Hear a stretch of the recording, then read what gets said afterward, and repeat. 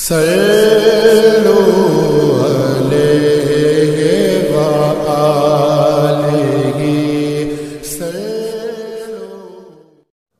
حضرت محمد صلی اللہ علیہ وسلم نے فرمایا، مجھے دوزخ دکھلائی گئی تو اس میں زیادہ تر عورتیں تھیں جو کفر کرتی ہیں۔ کہا گیا حضور کہ وہ اللہ کے ساتھ کفر کرتی ہیں؟ آپ صلی اللہ علیہ وسلم نے فرمایا کہ خاوند کی ناشکری کرتی ہیں اور احسان کی ناشکری کرتی ہیں۔